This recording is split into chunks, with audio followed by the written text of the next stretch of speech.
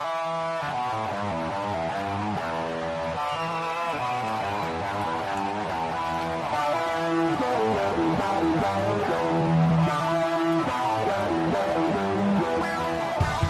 time in a long time, but back like I never left. Taking each day as it comes, you know me, I don't read ahead. Watch me burn down everything, BDE on the TV set. When I'm in control on the road, you can never really know what's up next.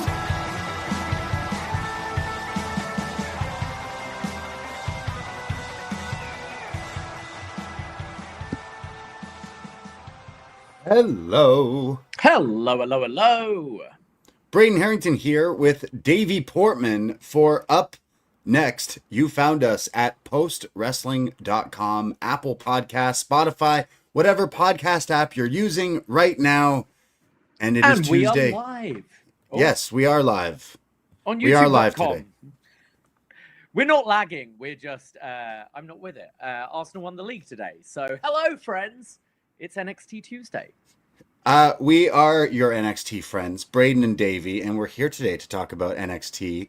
We do this every Tuesday night here at postwrestling.com. Shout out all the postmarks, NXT friends. We're going to talk about the new era of NXT. Some new superstars, some new people, all the things going on in the world of NXT. Appreciate everyone out there joining us here today. How's it going? I'm pretty good. How are you? I'm a little toasty. I brought up the AC unit today, but I haven't set it up yet. So I'm sweating. We don't believe in spring or autumn here in Toronto. We just jump from winter to summer, and very toasty, like 25 degrees plus with humidity today. So very nice in the city. We've needed it. It's been a long time since we've had this weather. We had a beautiful Sunday, us hanging out in the park. That was lovely, and it's been nice. It has been. Yeah, summertime is officially here. May 19th.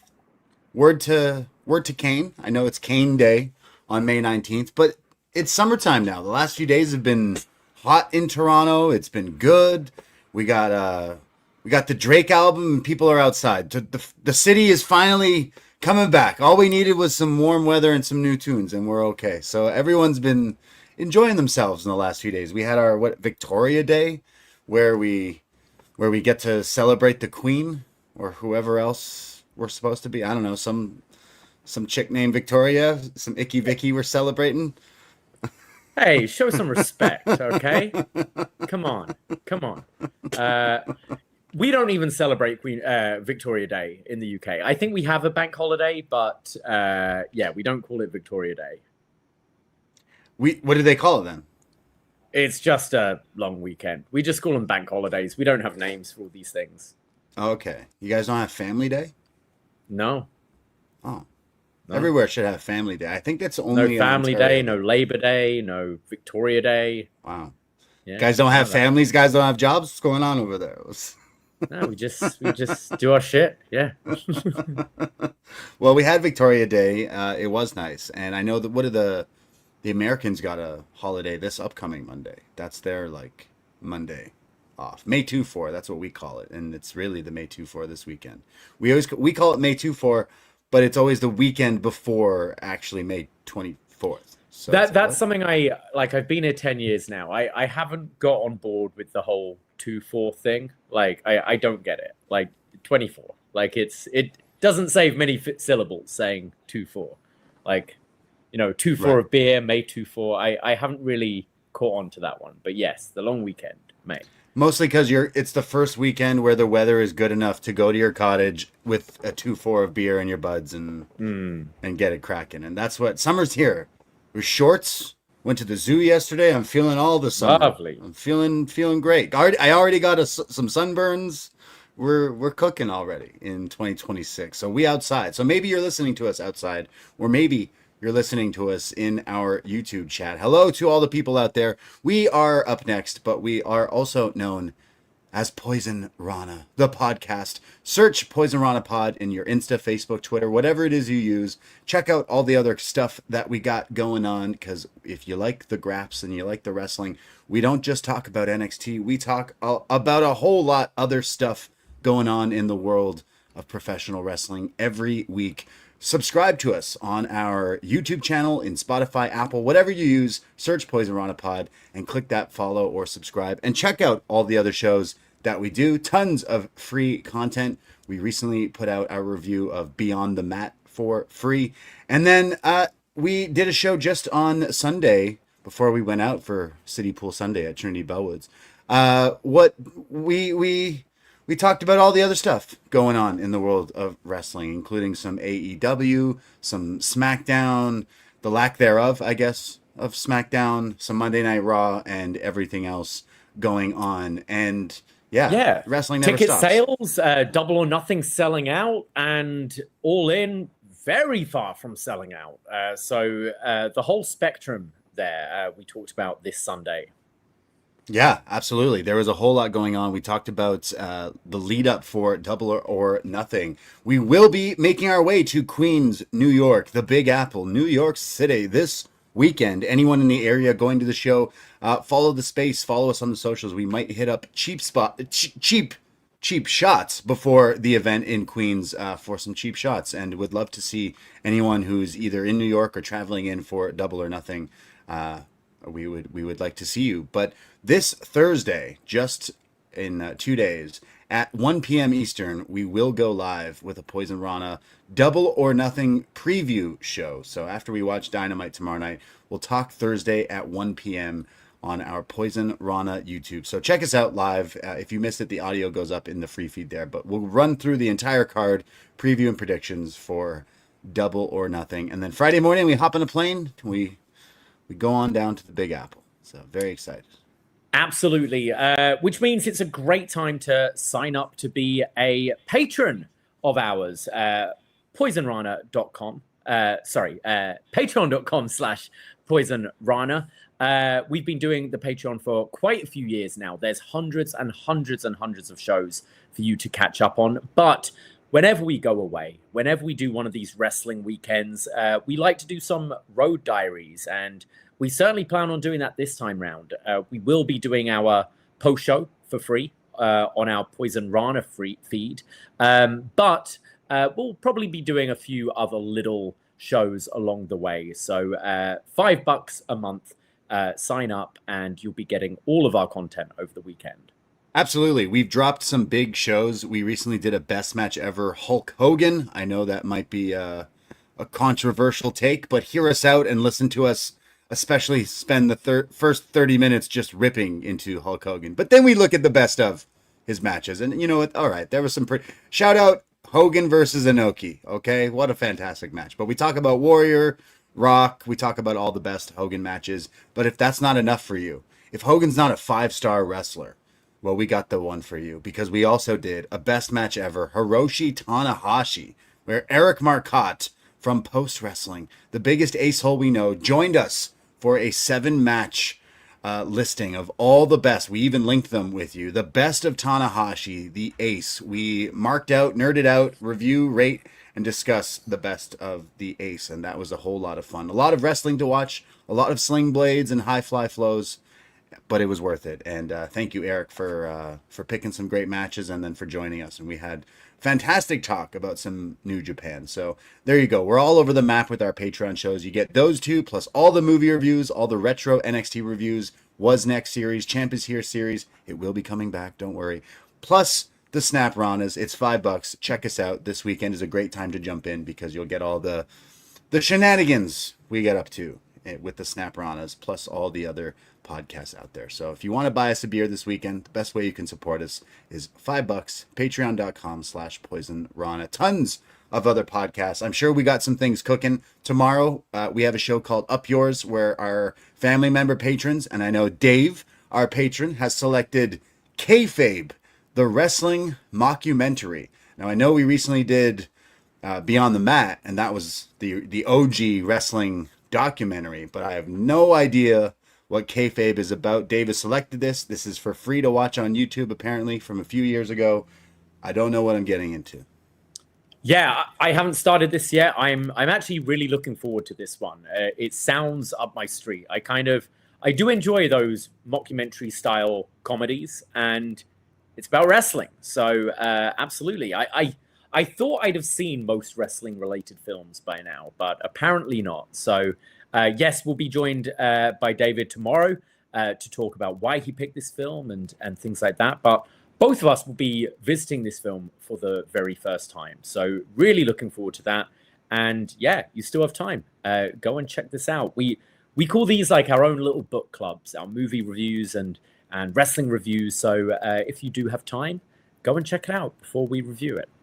You say you've watched all wrestling movies, but every time we hang out with wrestling fans or friends and someone brings up the topic of Ready to Rumble and you're like, oh, I've never seen it, everyone's neck turns and just jump on you like, what? How have you never seen this movie? So I know that's maybe your white whale, which is the mecca. I mean, Oscar winning, picture. I mean, you repeatedly say, Braden, that 2026 WWE is not wrestling.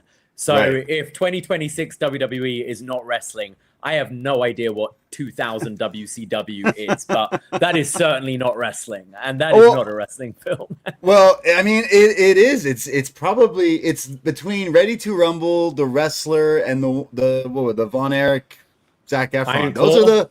Those are the three main wrestling movies. The Wrestler, Iron Claw, and Ready to Rumble. Everything else, whatever this Nicole Kidman, Chris Jericho thing, I don't want it.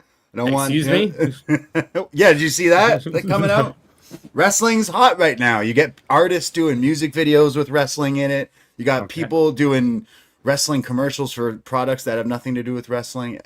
Wrestling just so hot right now. But I keep seeing this clip of Chris Jericho, Nick Offerman, and oh right, yeah, no, I have seen the Nick Offerman interviews because he's been glowing about wrestling and kind of all the stuff he learned about it from training for this movie and like the newfound respect he has for wrestling, and it's pretty cool to hear. Actually, I think he's been quite eloquent with his praise for pro wrestling and his respect for it. We kind of got the same thing after Zac Efron and all the actors from the Iron Claw. They were like, oh shit, like, you know what? This is no joke. You got to be in peak physical shape on top of everything else that comes with it. So, I mean, that's why me and you just sit here and podcast about it. It's much easier to do that and critique it and shit all over it. That's way easier to do, right? No. Well, Ready to Rumble, maybe one day we'll review, but kayfabe the review. We're going to record it tomorrow, but check out all the other shows if you haven't. Again, even the free feed goes a long way. Click that follow or subscribe, and check out all the other reels and YouTube shorts that we have over on our Poisonrana Insta and YouTube page. Shout out Surin, who's been helping us out with those, and they've been awesome. So even a little like or comment can go a real long way. So appreciate all the Poison pals. We've really been putting the work in to try and grow. We've got such a loyal listenership, and we love that. And it's really been since the pandemic that we started this Patreon, and a lot of people came and joined us and have stuck with us all the way. But we're trying to expand. We're trying to grow a little bit, and these shorts are really helping us. And it's really interesting to see kind of what little topics take off and get popular and things. But you can absolutely help us out as well by just liking and leaving a little comment on these shorts. It helps the algorithm. It helps other people find us. So if you see any of them pop up on your feed, just give it a little thumbs up and a little comment. It goes a really long way for us. Absolutely. Appreciate all the people out there. Again, even a little like is a lot, and we appreciate.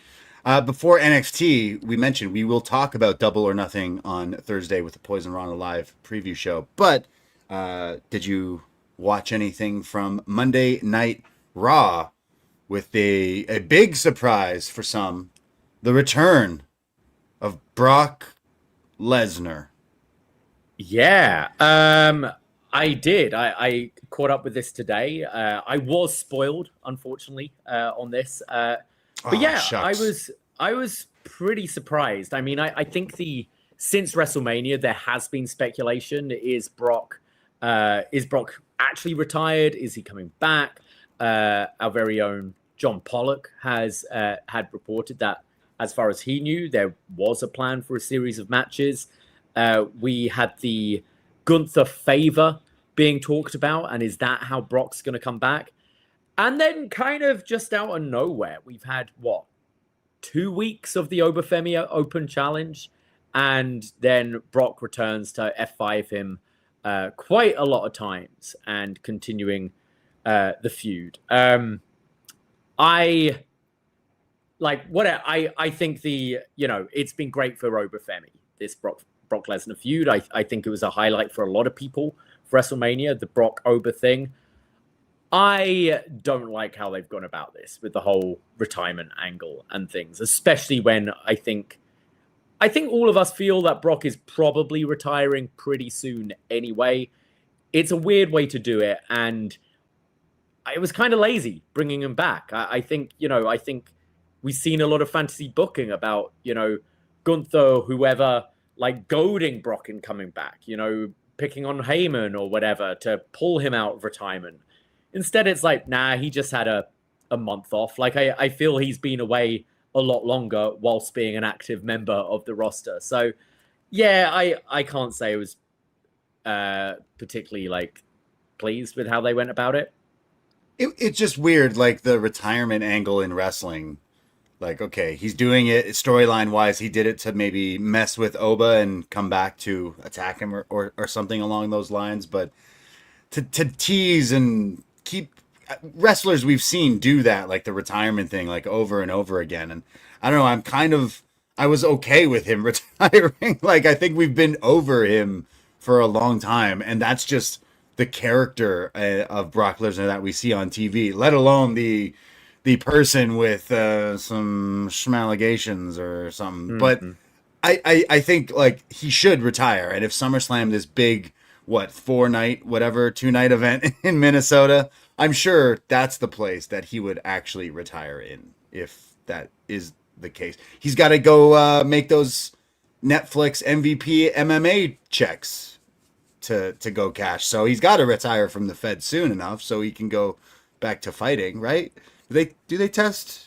Never mind. So I feel like even though it's whatever, he is here to help get Oba over. He already did that at WrestleMania. Sure, do it one more time. The crowd seemed to really eat it up. The WWE fans, I guess, yearn for it. So Italy will be screaming for Brock Lesnar, I'm sure, when the moment comes and the match comes. But yeah, it's kind of all right. Another rinse repeat cycle for me personally, but. I just found it lazy. At least when, Undertaker came out of retirement, it was Cena for weeks and weeks and weeks was come back, I'm calling you out to make his return. Or the Mark Henry swerve, this just felt, it did come across quite genuine at WrestleMania. I think they did it in a good way, but just lazy. It was until I did think it looked cool though. I thought the lights out with Oba's pose and the attack. I thought that came across really well. But yeah, just wasn't thrilled about it. I think it was the video that people were posting online since WrestleMania where Brock is in the ring at Mania taking off the boots, and some fan has a clip where he zooms in on Heyman, who's acting like he's so shocked and crying and emotional, but someone has him on camera where he's repeatedly jabbing his own eyes with his fingers. Have you seen this? No. He jams his fingers into his fucking eyes and messes around with his eyes so that they're all red and puffy and makes it look like he's crying. And I'm like, what a fucking liar. So I knew weeks ago when someone was banging off about this, oh, you got to see this video. Why is he doing this? I'm like, he's lying. He's not retiring. Minnesota, that's the spot, Do a shooting star and ride off into the sunset, Brock. Now, do you think it's just the Oba program he's coming back to? It's at this point, for a Brock Lesnar feud, you could, SummerSlam's 3 months away. Could we do a rematch in Italy or wherever and the blow-offs in at SummerSlam in Minnesota, or do you I see think, a different opponent? Do you see Gunther? Yeah, I see Brock's final Gunther. match? I see Italy. Oba beats him again, or hey, maybe they do some Mickey Mouse booking and have Brock win WWE. But I do see Brock Gunther has to happen. I think that's the only other big match, right? Like other than Oba, is that not it? That's the other big lad who is known for hurting people. At one point, I'd have said Borne, but I feel they're like just different places right now. Like, yeah. I just see. I could see just it being a trilogy with Oba, or maybe get these matches out the way with Oba and then Gunther. Right. I mean, the first match felt like it was great, but it wasn't really. It was only a few minutes, and like Brock's getting some easy paychecks, getting a bigger guy than him to throw him around. So. Yeah, I mean, Mania was more about the moment and the booking. Yeah. Right. I think a lot of people were like, please put Femi over, please, and it's impressive. Brock Lesnar's huge, so watching an Femi manhandle him the way he did is pretty fun. But yeah, I'm not saying that. What was it? 4 or 5 minute match was a classic or anything, but it was a good moment on the show. Yeah, and I think you could easily put the rocket on Femi and put him in a bigger spot and position right away, just like they did with Brock Lesnar, right? Like Brock debuted after Mania, and then by SummerSlam he beat Rock for the title. So like you could do something similar, but I don't know. Is he ready? Or the crowd everyone's doing that walk, that chant, the music's over. Just do it, I guess. At this point, like have him beat. You have 2 titles, like do it. Yeah, exactly. I don't think the Brock thing necessarily for me doesn't make me go, oh my god, I gotta like watch this match. But you can't deny like the big reactions that it got on Raw, and the reaction I'm sure the hot rabid crowd in Italy that they will totally react for this big monster rematch. So yeah, that was something that was a highlight from Mania, and I think people will be interested in seeing like, all right, well, let's see Godzilla King Kong 2 here in Italy, and let's see if it goes longer than 4 minutes. But I'm sure it will. What's going on with CM Punk? This got to be storyline, and then he eventually picks a spot and comes back, and we go into a more juicier storyline, right? A little weird. Like his, the whole feud with Roman was about him being there all the time, and then the Raw after Mania, him saying he'll be here all the time, even though he's a loser. And then, he's not been around. And well, what do you mean? I saw him on Saturday. He was advertised. Yeah. He was there at the Rivals promotion. Right. It's, I don't know. It's been a little weird. He was advertised for European dates, and that's been pulled. I don't know. It's just, it seems a little weird. Whatever's been going on with Roman's dates being put on and put off, and CM Punk kind of being AWOL and then showing up at TKO's rival MMA with his promotion. salty hat.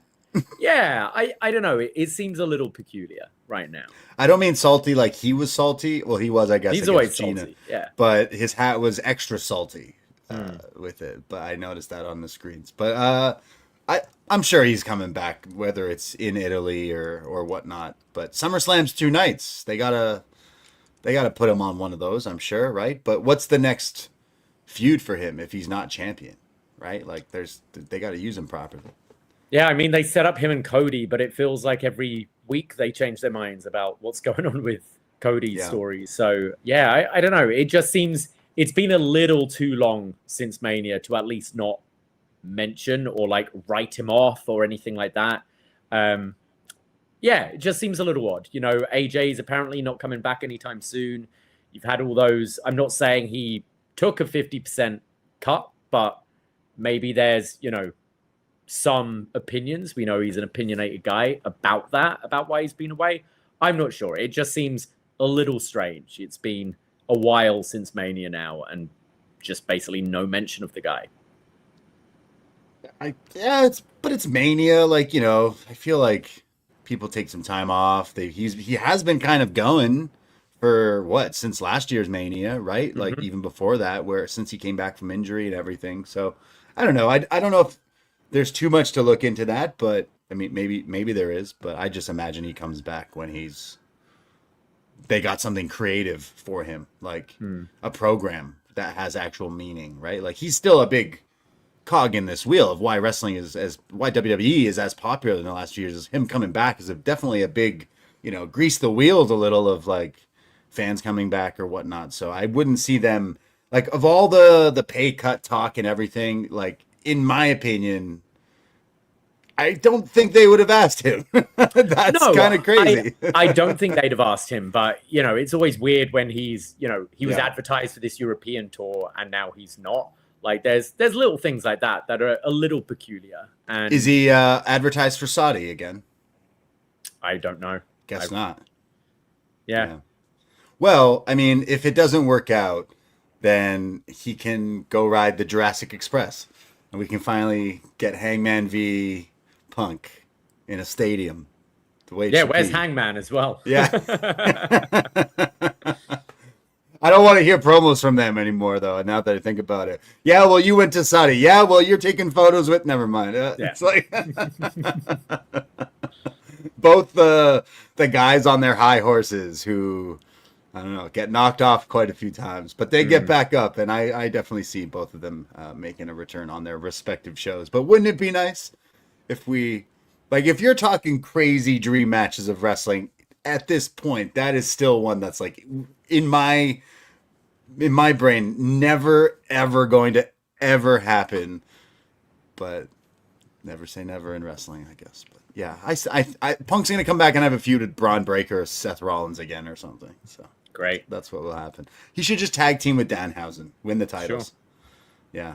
Anyways, I thought I saw the Brock stuff. That's obviously big because he came back, but everything else from what I was watching from while was pretty snoozing and pretty boring, to be honest. I didn't find. I'm not liking the Jacob Fatu Roman thing, and I'm sure this match will be better, the tribal combat, than the last one, but I can't necessarily pretend to get into it.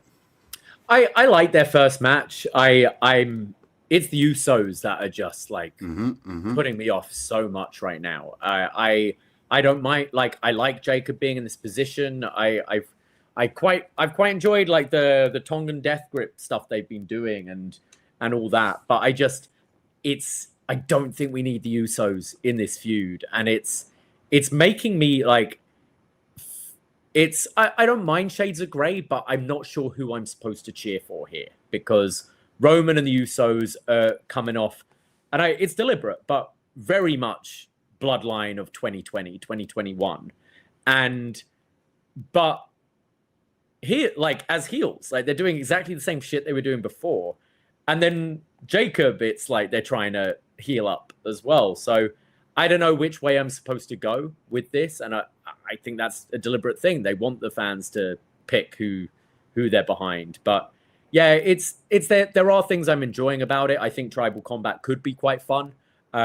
Definitely a step up from the other two, which was what Jay and Solo. Like Jacob is far more capable than those two. But yeah, I just think strap him up. Let's move on. Wow, really? Yeah, let's I don't know. Let's change things up a little bit. He's been here what, a year? That would be someone who gets the belt pretty quickly, considering how new they are. But it is something different. It is what, the secondary title, that like B title, I guess. Yeah. I don't know. It's not a crazy thing to say, but also I just don't know. I don't see that. Why not do the rematch? Roman Punk at WrestleMania. Like there you go. There's a bigger money match that maybe people would go after. But I don't know. I don't know if that's necessarily a crazy thought at this point, especially if you're talking about Roman going away. But yeah, do something. I just want to go away from Bloodline. If Jacob Fatu wins the belt, his first feud is going to be Bloodline related. You absolutely know it's going to be. So okay, to be fair though, like if you're putting Jacob against Roman, you have to tell that story. You can't pretend that they're not family and stuff. So you're going to elevate him to that position or you're not.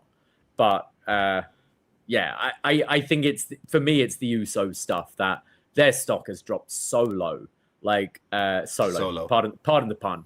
But yeah, like Jay's like miserable singles run, and just like they're not what they used to be, and just rehashing all this bloodline stuff is is dull. And I think it's way more interesting Jacob challenging Roman without everyone else there and being like, I want to challenge you, like, yeah, to be tribal chief or whatever, but not having your family involved. Can you do this on your own?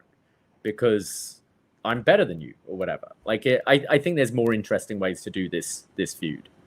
Yeah, they beat it to death. And it's like they're still squeezing the, what can we get out of Bloodline?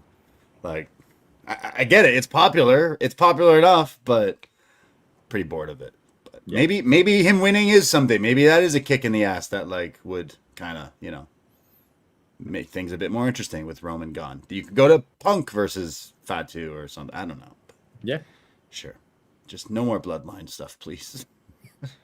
For like 2 years. Let's just not mention it at all. Please, that's a challenge. But the thing is, we've had like 2 or 3 reunions since this reunion already. Like, don't care. Yeah. I feel like I'm on my own island because, like, literally today I'm outside with a friend because it's so gorgeous out, and someone was wearing a Yeet, Jey Uso Yeet shirt. So my friend was yeeting, and then the guy put his finger up, and I'm like, oh, Bloodline. Oh, see, they're still popular. But then I thought to myself, you know, like, as much as maybe the Bloodline was this catalyst of how we got to this WWE being really popular again, it's so go away from me. I'm like, Bullet Club is dead right now. They literally killed it, right? Good. Because, like, I don't want to see that for a long time. And then when the time is right, sure, you know, do stuff. And I feel like that I know we're now just feuding with Roman and Jacob, but I'm like, oh my God, the Usos. I think you're right. It's the Usos doing whatever the stuff they're doing. And I'm like, just go away, please. So maybe they will do that, but maybe they cost Jacob the match is probably what happens. So. Cost Roman the match would be way more interesting. Sure. Yeah. Fuck. Yeah. Anything else from Monday Night Raw catching when's Italy in a few weeks? Italy, we've got Saturday night's main event this week? Like, that feels like the most throwaway Saturday night's main event ever. Like, it would be cool for Ethan Page to win the IC title. Absolutely. I just don't know if that's the moment there, but yeah. Sol Ruka, Becky Lynch feuding. I know Becky has a lot of detractors right now. I still think she's fantastic and she's great in this role of like elevating other people. So yeah, I think that's a big match for Sol down the line for the IC title. Yeah, beyond that, it wasn't the most exciting episode of Raw for me. Yeah, it still feels this weird. I don't know. Is the TKO thing pissing people off? Like, I feel like their Backlash was a step in the right direction. It was like I think a more positive, but still maybe not scratching the itch that some fans are looking for right now. And yeah, we'll see. With Clash looks a bit more of a Backlash kind of show where it's rematches and stuff, but we shall see. There we go. That was Monday Night Raw. We will talk about some AEW on Thursday, but let's talk about some NXT, some developmental professional wrestling from WWE NXT today. May 19th, we go to the Performance Center near Orlando, Florida, for some NXT. Things are hot right now. New gen, new blood. We got new wrestlers, people being thrown into the pool and swimming. That's what's happening here in NXT Degrassi High. But we start off with some champions, because 2 champions, our NXT Men's World Champion, Tony D'Angelo, is teaming with the Men's North American Champion, Myles Borne, to take on 2 newcomers, both making their in-ring debut on NXT TV, Cam Hendrix and Mason Rook. It's the first time we see Cam Hendrix not attacking someone, so we actually hear his music, which is kind of like Trick Williams music a little bit. It's funny because it played for a little bit before he came out, obviously, and right away I'm like, well, that's not Mason Rook's music, is it? No, his is the Mason Ryan knockoff. Right. SmackDown versus Raw guitar generic number 3 or something. But Cam has this like trap beat. It's got some cool. It was pretty cool. He was vibing to it. It kind of sounded like this if the same people who made the beat for Trick's theme, that it did kind of sound like that. But yes, Mason Rook has this SmackDown versus Raw 2007 type thing. The crowd already chanting, "He's big, he's bad." They mentioned Cam comes from LFG and Mason Rook coming from more so like the independents. And would you ever think you'd hear the Progress? Was it the Progress Atlas title?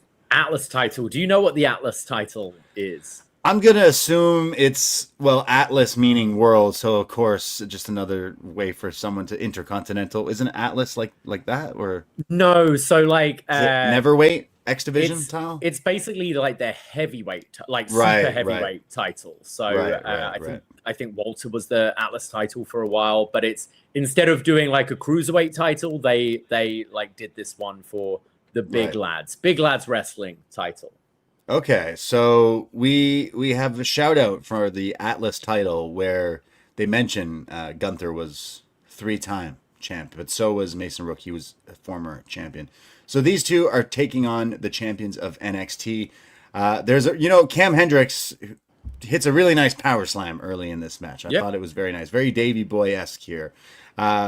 Eventually, Myles comes back though with his power slam of his own, the snap one for a 2 count. This is when Rook tags in, and so does Tony. But Mason is giving it here to the champion, slams him down, and hits a back senton for a 2 count. Tony keeps trying to suplex him, but Mason is a big boy, so he can't do it. So Myles tries to help him, and eventually they suplex him, the back suplex. During the picture-in-picture, the heels take over, Tony tagging in and out. At one point, Booker T loses his mind, yelling at Vic Joseph to mind his business. And Vic is like, bro, like, what are you... Never mind. He just continues on. There's a series of chops between Rook and Tony, and then Rook counters Tony and Myles and suplexes them both, and then hits a blue thunder bomb on Myles for 2. Tony is then tries to do some suplexes, but he can't. He ends up hitting a spine buster and a spear on Cam, but Rook breaks that up. And then Tavion Heights comes down, who's kind of been feuding with Tony, but sort of in the business of Myles Borne, obviously. So he kind of distracts Myles, which allows Rook to hit that cannonball into the corner, which is a crazy looking move here, where he holds the guy while he runs and cannonballs you. No, usually people just do like the Kevin Owens cannonball where you run at the guy, but this guy runs with you on his back and then does the cannonball, which is crazy. Eventually, though, he hits his finisher is like a Death Valley driver or fireman carry into like a jackhammer slam, but he's unaware that Hendrix tagged himself in, so the ref doesn't count his pin, and Hendrix gets on top of Myles and counts the 1, 2, 3, and therefore Cam Hendrix gets the win in his debut match as he's celebrating with a giant smile, and Rook is just standing behind him, furious that the win was stolen from him. I think he actually pinned Tony, if I'm not mistaken. So that's him pinning the NXT champion, or was it Myles? I thought it was Myles because was it? Okay, I think so because it's set up like later. You're to believe that Hendrix is going to go after the North American title. Right. Okay, gotcha. At least that's what I assume. Yeah. So yeah, he basically steals the win from Mason Rook, and I know Rook is the one that we've all been talking about because he's got the background and stuff. Like Hendrix did do a few things in this match, and then pretty much it was Rook doing everything else in this. So for some debut, I thought Rook was obviously the standout in this match. They got a real innovative moveset. Yeah, but I think it's also his speed and how smooth he is. Like right from the first time he entered the ring in this match, he just looked so comfortable in there. And for a guy his size, the speed he's moving at is really impressive, and he seemed very fluid in there. So yeah, Mason Rook definitely is capturing my attention right now. I quite like the booking here because you've essentially set up kind of 3 matches coming out of this. You've sort of set up Mason Rook and Tony D'Angelo. You've set up Cam Hendrix and Myles Borne, but you've also set up Cam Hendrix and Mason Rook as well with the stealing the pin here. I thought Hendrix looked all right for the first time. Like he's a bit of a generic look, but I I thought where Hendrix shone was later in the show with his promo. I thought he actually did show off a bit of personality in that. So yeah, not a bad opener here, and just opening some doors to some fresh matches down the line. Plus, we mentioned Tavion. He's someone who's in the mix, right? Like he's been chasing after Tony and possibly Myles too. So yeah, there's a lot going on. At least like the main complaint of the last year plus is they don't seem to even put any interest or creative into the men's division. And at least here you have multiple things going on, kind of revolving around titles. So at least that's a step in the right direction. But the thing coming out of this, Mason Rook, he looks like what he does well. Like for a big guy like that, he's doing some pretty cool looking stuff. So yeah, so far so good. I like this dude coming in here. I like just try it. Just try this new person. It feels like the way NXT kind of used to be with these people coming in. So I like it. We see DarkState backstage. They're talking about tonight how they have a title opportunity, but it's Dion and Sugars in the tag match. They mentioned that they've beat the Hardy Boys, the Bouncy Boys, even the Belly Boys. We got to be on the same page today. I thought they were gonna then call Vanity Project something boys, but they missed the boat on that one. I don't even know what you would call them, but he says, sorry, I think it's Sugars that's like, don't worry, me and Dion, we are on the same page, and he's kind of questioning like, hey, what we mentioned something might happen if we don't win, like what will happen? And they go, that doesn't matter because we're gonna get ours and win tonight. But spoiler, something does happen. Yeah, it is on site later tonight. There's this episode is very DarkState flow, I guess, as we get to the end of the show. But more on DarkState a bit later. Yes. But we get a recap of Kalani Jordan and Kendall Gray from last week, a fun match where it was Kalani who ended up the winner. Well, out comes Kalani Jordan to cut a promo here.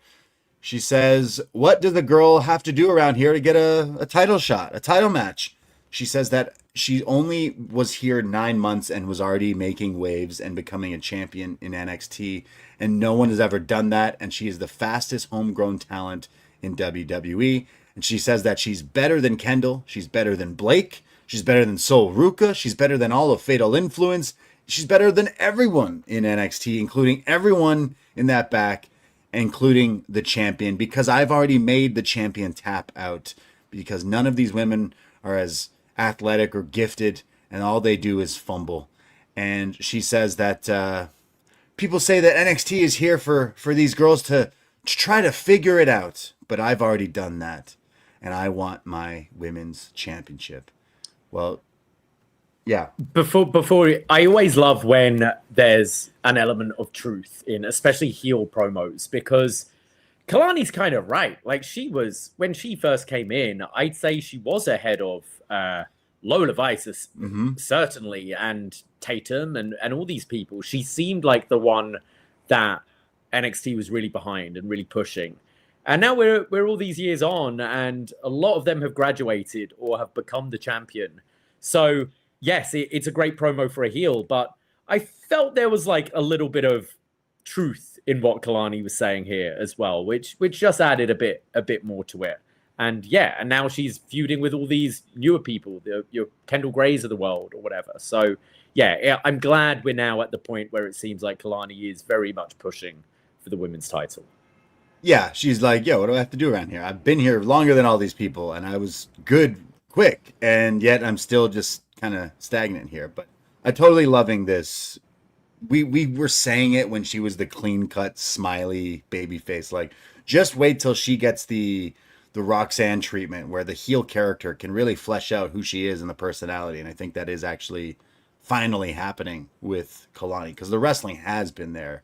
It's been there in the first 9 months, as she said. But she calls out the champion, but that's not who interrupts her, because Izzy Dame comes out and says, oh, that's very nice of you to say all this, but you're not going to be the next champion. Why don't you get your ass in the back of the line? Very nice, pink bikini top that matched her very fuzzy, I'd say furry, fuzzy boots, but really they were like assless chaps that turned into funny fuzzy leg warmer boot things. Yeah, leg warmers is what I don't know got. what Yeah. I don't know what it was. It was very Christina Aguilera, Kid Rock thing going Tyler on. Breeze. Yeah, with the furry boots. NXT legend. Izzy says, get your ass in line. And they're interrupted because here is the champion, Lola Vice. She says, you both have some wins in your column. Sure, Izzy, you've beaten me. And sure, Kalani, you've tapped me out. But look, I am the champion and you're not. And says, I'll give you your 15 seconds of fame. Next week, Izzy, you and me, one-on-one, and I'll put the title on the line. And Kalani is furious. She's like, of course, you give her a title opportunity. I'm the one who came out here and was asking for it, yet you gave it to her. So they start to kind of argue when Kendall Gray comes out and says, hey, I'm not finished with you either. Like, feel like I'm, deserving of a title shot as well. And Kalani kind of yells at her. And Kendall says, actually, Kalani, maybe you should worry about some other things before that. And that is when Ren shows up with the crutch, attacks her.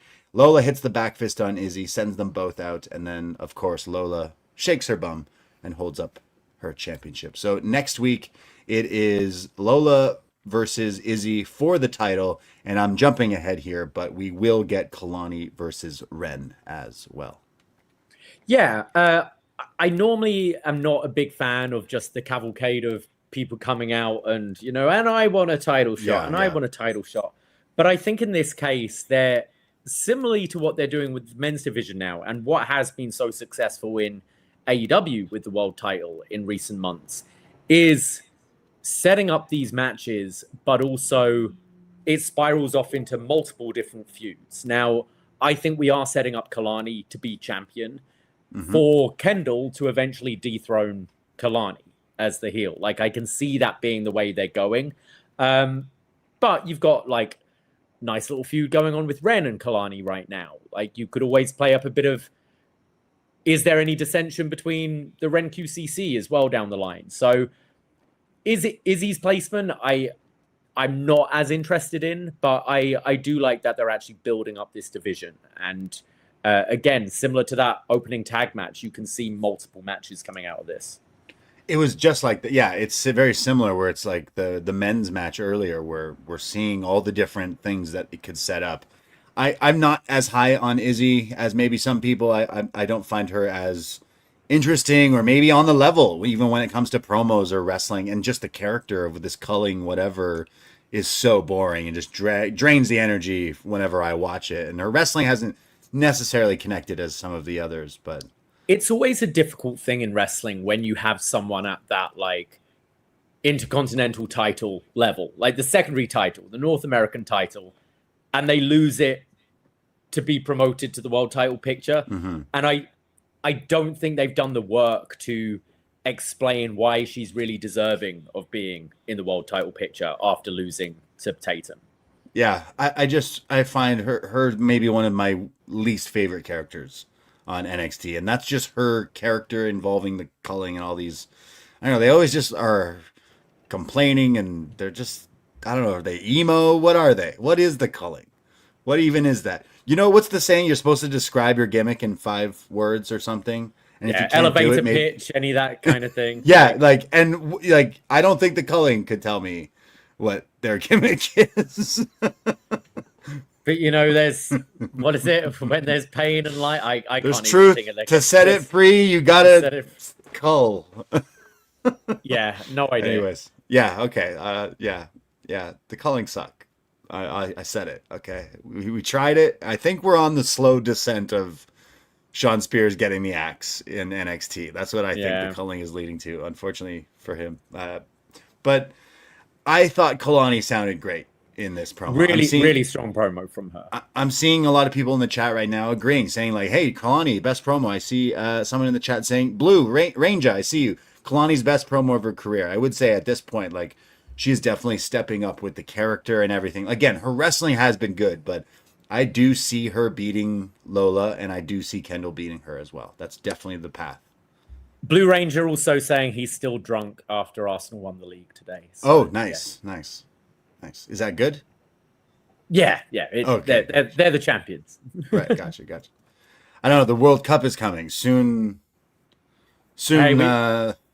We got a you guys won't Champions be the League to champion. win first, and then the World Are you? Cup. Is England in the World Cup? England's in the World Cup. Yes, Sorry, it's Italy. That's not right. that's right. Yeah, Sorry, they can focus sorry. on building up NXT over there. NXT Italy. Yes, That's right. That's right. NXT Europe. We got a lot of European stars on the show tonight. We'll talk about. So. Oh yeah. NXT Europe. The dream is still alive. We go to Sean Legacy backstage with someone from who could be NXT European champion for all I know. Dorian Van Dukes. Sean Legacy, who, remember I joked last week, I'm like, yo, is Sean Legacy a bit of a heel? Here he is hanging out with his friends on his phone. So maybe he is a little heel. Maybe I'm looking too into this, but rude guy, this Sean Legacy. Cameras are rolling, guys trying to talk to you about a match and you're on your phone? Okay. It's the worst, isn't it? When you're talking to someone, they're just yeah. That's crazy, bro. That's crazy. Yeah. Click. I mean, I've done it as well. Yeah. We've all done it. It's just, be aware. So Legacy is like, hey, I'm pretty down about my loss and everything. And Dorian's like, hey, man, don't let yourself down. It was just one loss and you'll get the next one. Don't worry. And Legacy says, well, actually, I do worry because I have to face you next week in the speed tournament. And Dorian's like, oh, what? We're facing each other? And he goes, well, actually, maybe you do have to worry about 2 losses because next week I'm going to beat you, Sean, and I'm going to win the speed tournament.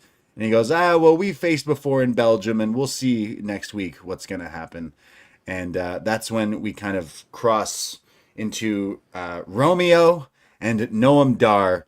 And Romeo is getting ready for his match. Sorry, Romeo Monero is his name. He's getting ready for his match. Romeo Moreno. Yeah. Yeah. And he's a little nervous. And Noam's like, no, you're going to be amazing, mate. And he goes, hey, would you be ringside for me? And Noam says, yeah, sure. I got nothing else to do. So why not, I guess. Man, this Romeo character needs to change yesterday. Like, it's... the gimmick is he's Noam Dar's biggest fan. It's God bless Noam Dar, like great wrestler, but right. Come on, set your bar higher. Like, his gimmick, when I grow up, I want to be Noam Dar. Like, come on. His gimmick is he's just young and he loves wrestling. Like, right? Yeah. He loves NXT UK and all that stuff. But yeah, Romeo's gimmick is he's a mark. He's 22 years old, so I mean, You've got on the other channel, you've got Moxley saying, like, I watched you in the Best of the Super Juniors taking on Shingo Takagi. And it's like, I watched you in a warehouse in Croydon. Like, come on. Fuck. When you put it like that, why are we glorifying NXT UK? Okay, there was some good stuff. There's some good stuff. We did a show on it. Noam Dar's great. It's just a weird, it made sense back in the day when you had Bailey like idolizing these like an AJ Lee who had generally done stuff to push the women's division forward, and you understand why people fangirl over an AJ Lee, just like in later years people fangirl over a Bailey or a Sasha Banks. Noam Dar's great, but like no, like he's not deserving of this adoration from this kid. I think this gimmick is like he just, I recognize you because I watched you, and maybe this leads to Noam Dar being like, yo, kid, fuck off, like Romeo must die, like sorry, kid, because he's gonna wrestle in a second. He's pretty good. It's just his gimmick is, I fucking love wrestling so much. It's like, all right, well, what else do you like? Because they'll make that into your gimmick, kid. But right now, it's just his name is Romeo. Before that match, though, I know this was your favorite segment. We go to Busted Open because Natalya, remember she was trying to do an interview last week when she was rudely interrupted. What's worse than people being on their phone? People talking in theaters, first of all. That's the number one thing. Don't get me fucking started. But people interrupting people when they're doing interviews. Yeah. Maybe she shouldn't have been doing the interview on her phone in the fucking Performance Center gym. Because Jada interrupted her and was like, hey, we need to talk. And Natalya's like, I'm busy doing this phone interview in a public space. Yeah, like, I mean, I've lost it a couple of times at people being on the phone in the gym.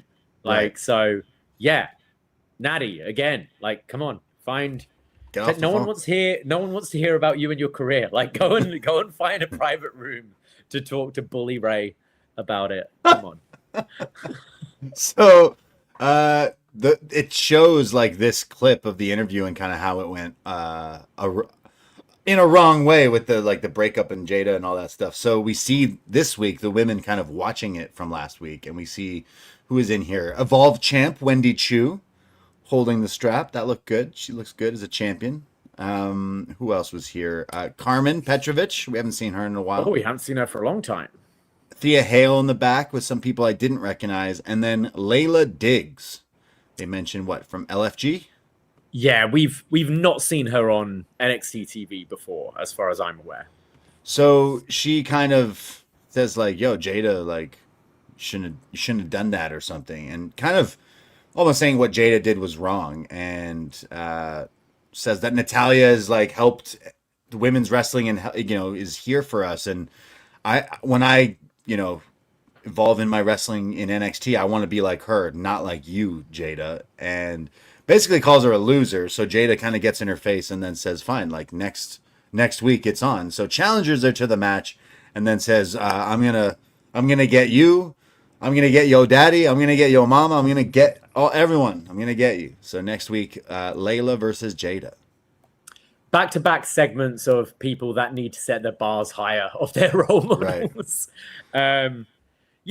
Interested to see Layla Diggs and what she's all about. I'd like to, I felt Jada has kind of just slipped back into her old role a bit. And when she had the loss the other week, when she was smashing up the locker room and there was that real kind of confidence issue. I'd like to have maybe seen that played up a little bit more.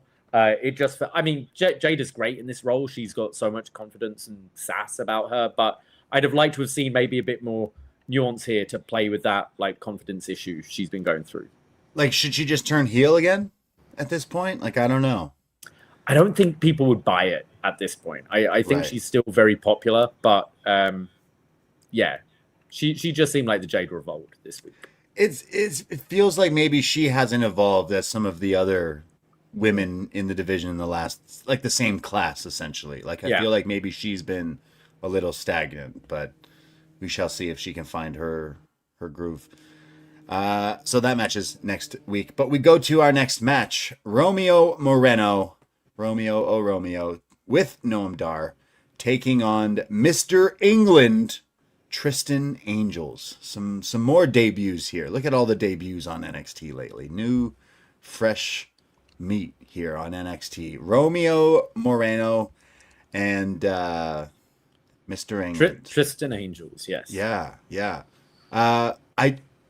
I don't know why my note says Panda Express. Oh, right, because they are sponsored by it, right? Kung Pao Chicken. Usually they click that mute button before I can hear them say the words Panda Express, but the guy was late by 2 words because I heard Panda Express as it got out there. But I was like, the General Chow Chicken. Right now, the General Chow Chicken. What's the one right now? We have the Canadian Manchu Walk who's getting some shine because of the Drake coat. But Manchu Walk it's kind of shit, actually. But bring it back. Bring back Manchu Walk and Panda Express. It's basically the Canadian version. It's worse, I think. Got a shout out. First, did Romeo's music was like rap music, trap music, or something. But then Tristan Angels has this English Bridgerton style violins over a trap beat as well as music, and I think that fits his character quite well. He's like a British Hunter Hearst Helmsley. Starting with order. Yeah. So far, I liked his entrance and everything. They tell us that Tristan is 23 years old and Romeo is 22. So definitely some young fresh meat here on NXT. We have some great fast wrestling between the two of them where they're countering each other's moves. There's a double stomp to the gut from Angels and then a backbreaker. This is when we see Shiloh Hill is in the crowd here with a sign that says Mr. NXT. He's wearing quite the outfit. This is a top hat that's got Guy Fieri flames on it. And then he's got what I could only describe. Harlem Heat flames. Flames, right? Sure. Yeah. I was thinking Guy. He's also got I guess the best way to describe it is like a Bass Pro Shops tie. Okay, yeah. Like it's a tie, but it's camo, like Yeah. hunting camo. That was pretty ridiculous. And then a monocle that's attached to like his like what is like a pocket watch thing, I guess, because he's trying to troll Mr. English. But yeah, Yes. so he's watching this from the crowd as he's trying to distract Mr. England here. Romeo comes back and sends Mr. England to the outside, and then does this very impressive, huge springboard jumping crossbody to the floor. He got some height. He's seen to stay in the air forever on this, just floating there. Look really good. This Romeo's got hops for sure. Tristan, though, gets on the attack again, works the back. There's another tilt-a-whir backbreaker. Booker T is talking about ops and says that Shiloh Hill is an op because he doesn't trust him. Tristan then does this really nice roll through. RVD used to do this into like a single leg crab, which was nice. Eventually, there's a backstabber for a 2 count, and then hits this running, jumping face buster. Think of Seth Rollins' stomp, but with a knee, essentially. Yeah. And gets the win over Romeo. So Tristan Angels getting his first win on NXT in his debut match. I thought both these young guys looked pretty impressive for a first showing of like enough to show me that like they can do some Romeo, some high flying, Tristan, some real, heel work and everything. But I didn't think it like got anything outside or crazy, but for a debut of 2 young guys on NXT, I thought, hey, there's something there for both of them. I think Tristan Angels could go far. I'm not necessarily saying a world champion or anything, but these characters always work. You mentioned Hunthurst Helmsley. Like I think easily, your Damian Sandows, your Christopher Nowinski's, like the elitist wrestler. It's always a heel that's easy to boo. It's always someone, whoever's NX wrestler, The Rock's coming back for a week. They're the guy you throw out there to get a rock bottom. It's always a pretty good gimmick that's going to get you longevity in WWE. Romeo looked good, but kind of generic right now.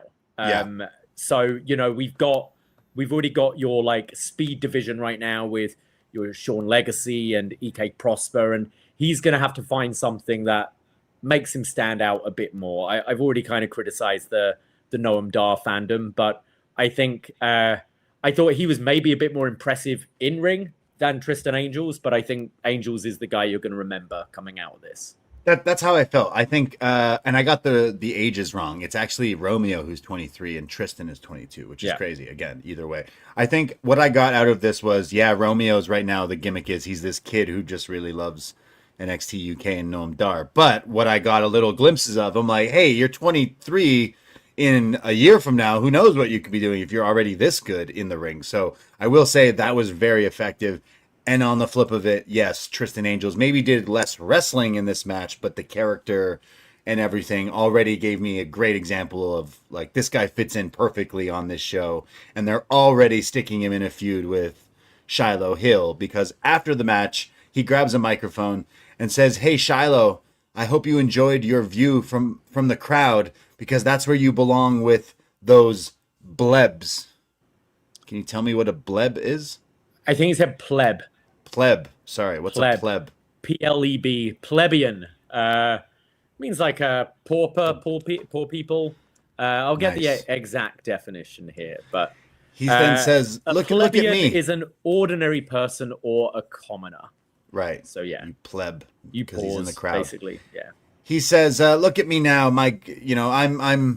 I'm winning on my debut here in NXT, and you can't bother me." Shiloh has a mic and starts to mock him and goes, "Oh, good heavens!" He goes, "Do you guys want to see me or this guy?" And then they chant for Shiloh. And he then says, "This guy here," and then it shows on the screen like what I'm assuming is a prom photo of Tristan England here or whatever. I'm not sure, but he then goes, "How could you do this to me? You're embarrassing me, but you can't." And he does, "Order. You guys don't know real beauty, and Shiloh, I'll get my revenge on you." The problem is with this is, as you mentioned, Tristan Angels is 22. So any photo you show of him, he's gonna look exactly the same. And it was just a, hey, look, here's a picture of you in a suit. Isn't that funny? I'm like, it just looks like him in a suit. I didn't get this. It's not like he's got the short hair and maybe a bit of, puppy fat from being a kid or weird neck beard or anything. He looked fine. He looked like Tristan Angels in a suit. He looked like some dude. Yeah. I that didn't really connect with me. I was like, what? I don't understand why that is embarrassing. And then for him to be like, well, you all don't know real beauty, because I guess his gimmick is he's good looking, but yeah, that was weird. I thought Shiloh was like, he looked funny with this whole getup, and like he's trying to do the I'm Mr. NXT and he's trying to get people to vote for him, but that one joke I felt like maybe didn't quite land. It's like, and here's a photo of him looking silly in a suit. It's like, oh okay, but. Yeah, I did like him saying, "Oh, good heavens!" But yes, this feud will continue. I think they will wrestle next week. I know they were wrestling on the live events together this past weekend, so they're practicing. Texas Death, I heard. Yeah, Texas Death match. Yeah, is that what you would book for these two? Sure, why not? Yeah, winner is Mr. NXT. Exactly. We go backstage. We see the champs Lola and Tatum, and Tatum is saying, all these people. They keep coming after us, and you never know when they're gonna. And I have my title match tonight, but they're gonna keep coming, and they're gonna keep coming. We got a target on our back, and that's when Tony and Myles show up. They're pretty upset that they lost earlier, but they say, "Yeah, everyone's after us because we're champions. Look at us, all 4 champions here. Look at us. Who would have thought, huh?" I kind of like just the visual here of the 4 champs. We got 4 baby faces as the champs right now. They've all been there a while. I like this little unit. The good guys hanging out. So we go from that, and then Naraku shows up, and he says to Tony, "Evil will strike when you least expect it." Wait, you missed it, because you picked up on his catchphrase last week. He started by going, "Ha ha ha ha ha! Evil will strike when you." I'm glad you picked that up. I'm glad you picked that up, because I have a problem with him doing this laugh when about 30 seconds earlier, Shiloh Hill's gimmick is also doing a crazy laugh. So why are two guys just end promos with laughing? Wrestlers love laughing. They love laughing. They love roaring. Shiloh does like an evil. Shiloh's is more of like an evil clown laugh, like he's trolling, like ha ha ha, like he's fucking with people. Yeah. Whereas Evil is just like a stupid. Bond villain laugh. It's cloak and dagger, isn't it? Fucking laughs and evil laughs, maniacal laughing. In back-to-back segments, we had maniacal laughing. So just move the segments around so we wouldn't see the same thing. But hey, he's having a good week, all right. He just got married. He's Shiloh Hill. Naraku. Oh. Yeah, he's having a good week. So why is he here laughing? I guess we know why he's laughing. There we go. Yeah, exactly. We get a recap of the culling, and they're talking about how Sean Spears has set up a match for Nico. He says, we need to get some wins back, so we're going to face OTM next week. And Nico's kind of like, ooh, I don't know if you should have done that. Like, we should maybe focus on Izzy. And Izzy shows up, and Sean tells her the news, and she's pissed at Sean Spears. Like, you should be focusing on me because I have an actual title match next week. And he's like, no problem. After our match, we'll get ready for your match. It'll be fine. So something's afoot in the culling here. What's going to happen? Yeah, I feel Sean's getting the boot soon, and we'll have Izzy with Nico as the muscle, which I'm okay with. I don't know where Sean Spears goes from there, but I don't really care, to be honest. I think his time here is done. I don't know, like, if this was the best we could have come up with. I think I'm just going to assume that someone like a Sean Spears behind the scenes in an NXT is fantastic to have, right? Absolutely. Like, I'm sure he has helped people since being back here in NXT, since coming back. But as an on-screen character, let alone in this on-screen character with the culling and the sleeveless long vest jacket things he always wears, which I think is just that's his problem. That's his issue. Maybe not so much NXT, but Yeah, bless Sean Spears. I think we need to get rid of this character. We need to, as you said, I have culling. no idea what their mission statement is. Like, yes, they want championships, but I don't even understand what they're culling at this point. What are we culling? Yeah. I don't get it. It's got to be one of my least favorite acts. So cut it. Skip. We go to our next match. It is the North American Championship match. The champion Tatum Paxley defending against heavy metal Lizzy Rain, the newcomer here. See all the fresh blood. We get the handshake early on in this match, the code of honor. Tatum is like, oh, okay, I see you got some moves. All right. So we get some chain wrestling back and forth. Booker T is talking about MC Hammer and pumping it up.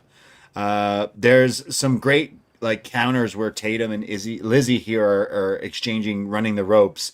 And then it's very reminiscent of Hulk Hogan Ultimate Warrior here, where they're just running the ropes back and forth, kind of dodging each other ever so slightly. Lizzy hits this head scissors, but Tatum counters it into a handstand and kind of is like, not so fast there, Lizzy. I thought that was very, very creative.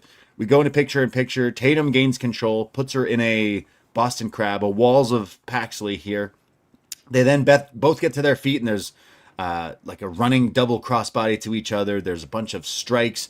There's the chops in the corner from Rain as the crowd chant "Make it rain." So I'm imagining she's gonna add that, keep that in her arsenal there, where the crowd react to the chops, "Make it rain." But then there's she does this really cool suplex lift thing that we've seen her do, and then she goes up top or goes for a tope, but gets kicked in the head. And then Tatum's in the ring. There's a German from Lizzy, but Tatum gets right back up and starts to hulk up here. It's like Tomohiro Ishii in the G1. Tatum Ishii hulking up after a German. There's a flying headbutt. Eventually, though, Tatum connects with the cemetery drive and pins Lizzy to retain the title. And afterwards, picks her up and is like, hey, you did a great job. That was awesome. They are both speared by Zarya, hit with an F5 each as Zarya stands tall with the title. But what do you think of this match? It's probably my match of the night, I think. I thought it was good. I thought some of the strikes and the kicks especially looked really good from both of them in this match. And I think Lizzy Rain's done a great job of getting over very quickly. It does remind me of NXT of old, where, you had... I compared to Eric Bugenhagen the other week, and I not just the Rock thing, but just a gimmick that instantly people go like, oh, I like that, and gravitate to and get behind.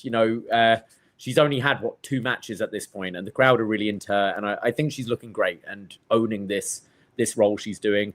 And Tatum's still very popular and very polished at this point as well. I thought it was a pretty strong match and did a good job in maintaining Lizzy being over despite the loss. And I'm pleased we're now in this role with Zarya as well, and she should probably be the one to take this title.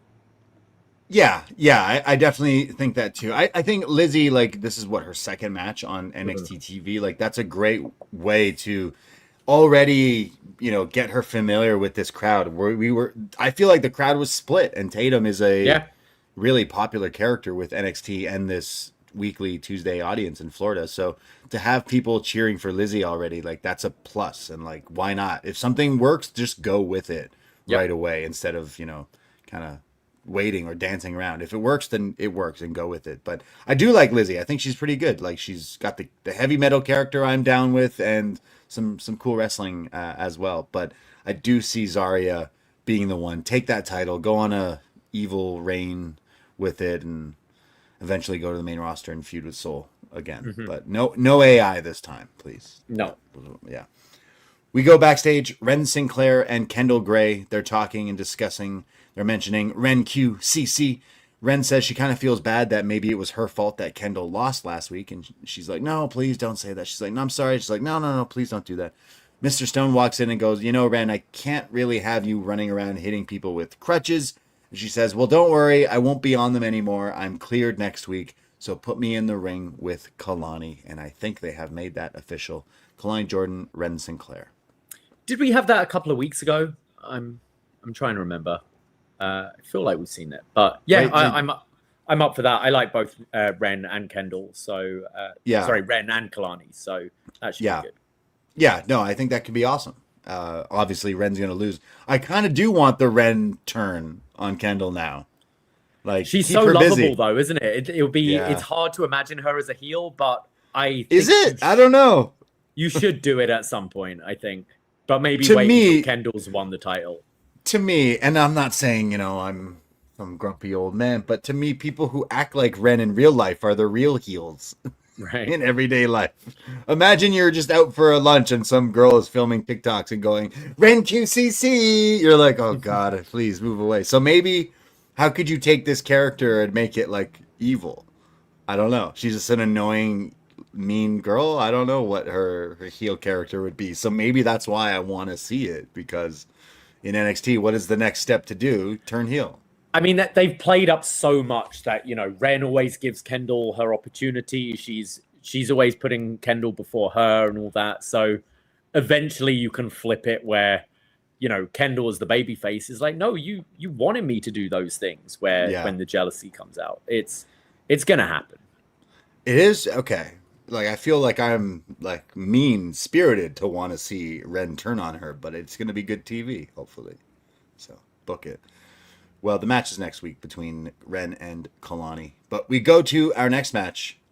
Keanu Carver taking on Tate Wilder. I got a question.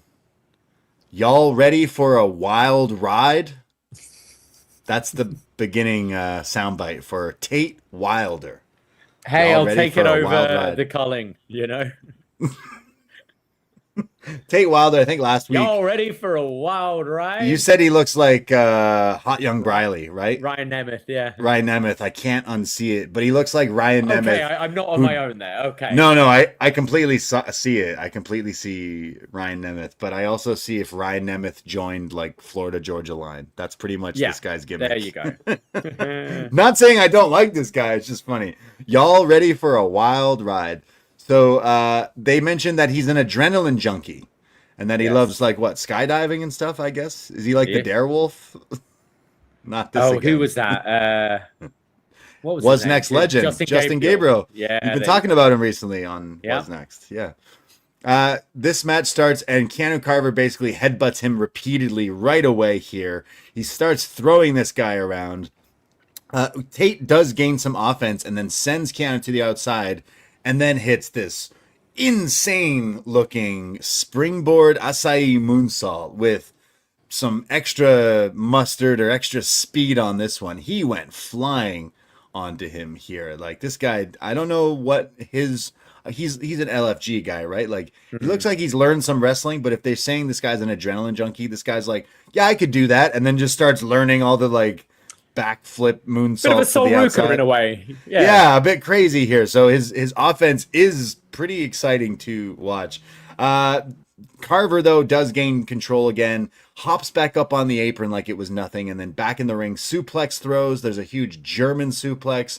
Eventually, Wilder's face is bleeding as Booker T is like, yo, he's got a mouse underneath his eye there, and then when you see it, it's like just blood all over it. It was a lot of blood. Yeah, I don't know what it was that hit him there, but he goes up top, Keanu. just throwing him around. Yeah, I just don't know what move it was, but I think eventually he just punched hits him in the face. Maybe one of those headbutts in the beginning of the match, possibly. There's a jumping, flying drop kick, and then a sling blade from Tate Wilder here, and then goes up for the splash, and then goes up for another one. And I think the story here is commentary like last week, where he's overzealous. He's too green. He's trying to do too much, and that's what's going to cost him. And that's what costs him here. So he ends up getting the pounce from Carver, and then this huge slam. Now, I know I joke about the PC needing finisher class and that this guy was pretty much just using a running power slam the past few months, right? Here he has debuted a new one that's kind of like a spine buster that turns into like another spine buster kind of thing. It reminds me of the Hellevator, which is Matt Morgan in TNA. So he lifts you up for a suplex, and then he's so strong that he can turn you upside down and like STO or chokeslam you. Okay. It's kind of what Keanu is going for here with this move. So I don't know if he necessarily got all of it, but still pretty impressive of a move to do on someone. So he crushes Tate Wilder and pins him with this. But, you know, I think both guys went out there and showed exactly what they can do at this moment. Keanu's a beast. He can slam this guy around all different ways. And Tate can do some crazy shit, I guess. I despite like losing 2 weeks in a row, I think Tate Wilder's done a great job of getting across his character. And it is that he is overzealous. He's trying to impress. He's trying to leap ahead of the pack where his ability isn't quite there yet. And, you know, I compared it last week to the Teddy Hart in, what was it, ROH or wherever, CZW, where he kept on just climbing to the top of the cage doing moonsaults. And that kind of feels like what this guy is. He's a bit of an idiot, but in a good way. And I think therefore it kind of protects him on his losses. It's both his losses are kind of his fault for biting off more than he can chew.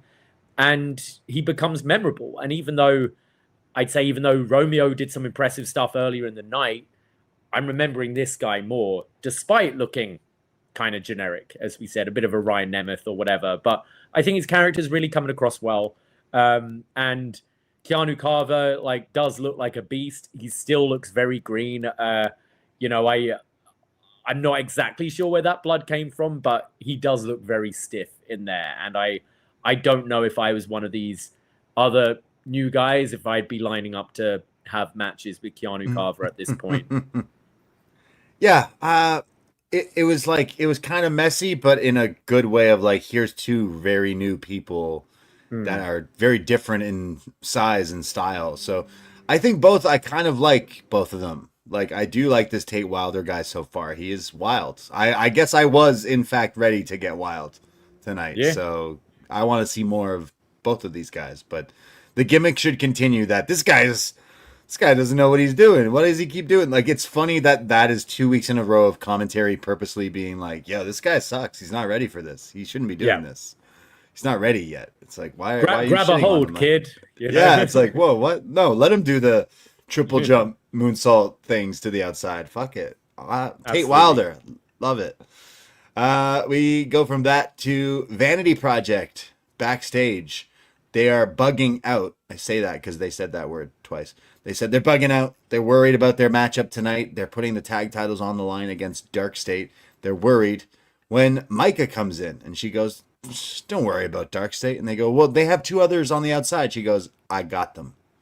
And they're like, you got them? And she's like, I got them. Osiris and Cutler, don't worry about them. I got them. And they're like, oh, Micah, you're so clutch. I love these. Yeah, I continue to really enjoy this group. I already enjoyed them before Micah, but Micah's just the cherry on top. I think she's definitely really working.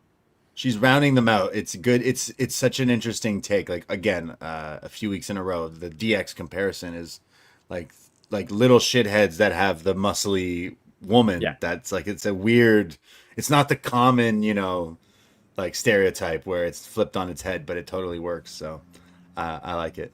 These Gen Zers with their bugging out and clutch. You know, we go from some great lingo to OTM, who also have some great lingo, I'm sure. But they've definitely worked on their been having some elocution classes, yeah, they're linguists or whatever. I don't know. OTM are backstage, and Shiloh Hill walks in, still dressed up in his Mr. NXT fit, and he says, "Can you guys sign this petition to get me to become Mr. NXT?"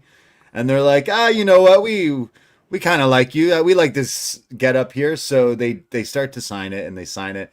And he goes, oh, man, this is going to make Tristan so mad. And they're like, is this actually real? He's like, oh, it's so real. Sign it. And then they sign it, and he says, I've already got 14 signatures. Then he walks into the Birthright hanging out, and he goes, hey, do you guys mind signing my petition? And they go, please, you're not Mr. NXT material. Like, you're just not that. And then he kind of pokes fun at Ariana and says, like, you're telling me about fashion and making fun of what I'm wearing when you're wearing that, and kind of like roasts her. And they all try to get in his face. And that's when Charlie is like, hey, you better watch out. You don't know what you're talking about. And then he goes, yeah, well, we'll have a match. So Shiloh versus Charlie Dempsey next week. And Shiloh says, it'll be the battle of the Willy Wonkas. And then he maniacally laughs. His is not more maniacally. I guess that's more evil, Naraku's. Shiloh's is just like goofy internet troll. Like, you know when you play Call of Duty on Xbox and someone's like on the other end and they shoot you and then you feel bad and then you just hear this guy like laughing and yelling. Right. Am I the only one who's been tormented from like when I used to play Call of Duty? That's the segment here. So Charlie versus Shiloh coming soon. Weird matchup there. Like, I don't know stylistically how that's going to look, but sure.